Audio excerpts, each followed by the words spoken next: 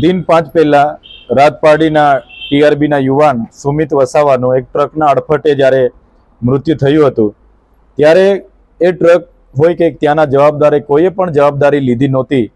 ત્યારે આજે અમે એમના આત્માને પ્રકૃતિ શાંતિ આપે અને એના પરિવાર પર આવી પડેલા દુઃખમાં એમને શક્તિ આપે એ પ્રાર્થના માટે આજે અમે બેસણામાં ઉપસ્થિત રહ્યા હતા।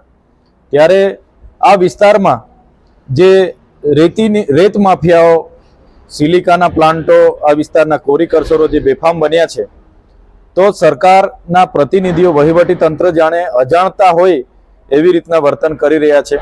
ત્યારે ભરૂચ જિલ્લા વહીવટી તંત્ર, પોલીસ તંત્ર અને ખાણ ખનીજ વિભાગ આવનારા દિવસોમાં આ લોકો પર કાર્યવાહી નહીં કરે તો દિન 5 પછી તારીખ 3 અને બુધવારના રોજ અમે રાજપારડી ખાતેથી પદયાત્રા કરીને ઝઘડિયા જઈશું।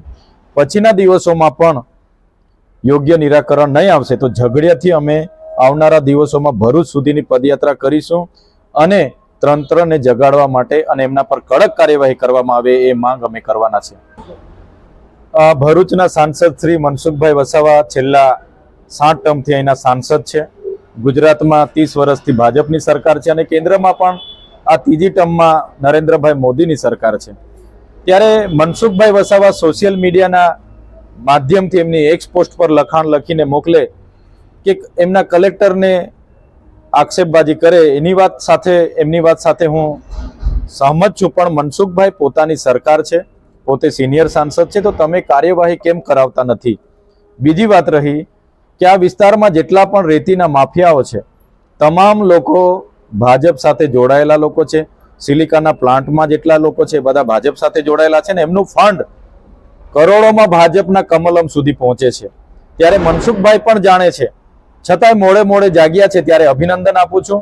આમાં વહીવટી તંત્ર તમામ લોકોના હપ્તા જાય છે અને અહીંના સ્થાનિક તમામ નેતાઓના હપ્તા જાય છે અને સ્થાનિક નેતાઓના ઈશારે જ આ બધું થાય છે। ત્યારે મનસુખભાઈને કહેવા માંગુ છું, આ વિસ્તારમાં અઠવાડિયામાં 1 થી 2 યુવાનોના ટ્રકના અડફેટે મોત થાય છે અને રસ્તા એટલા ખરાબ થયેલા છે।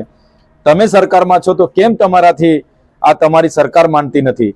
ચોક્કસપણે આવનારા દિવસોમાં મનસુખભાઈ જે પણ રજૂઆત કરે છે એ એમનો વિષય છે, પણ એમની સરકાર આવનારા દિવસોમાં આ બેફામ ચાલતી ટ્રકો પર ઇનલીગલી સિલિકા, કોરી અને રેતીની લીજો પર કાર્યવાહી નહીં કરશે તો અમે ખૂબ મોટું આંદોલન કરવાના છે ને એની શરૂઆત દિન 5 પછી તારીખ 3 બુધવારના રોજ સવારે બિરસા મુંડા ચોકથી અમે શરૂઆત કરવાના છે અને એ પદયાત્રા આવનારા દિવસોમાં ભરૂચના કલેક્ટર સુધી અમે પહોંચાડવાના છે।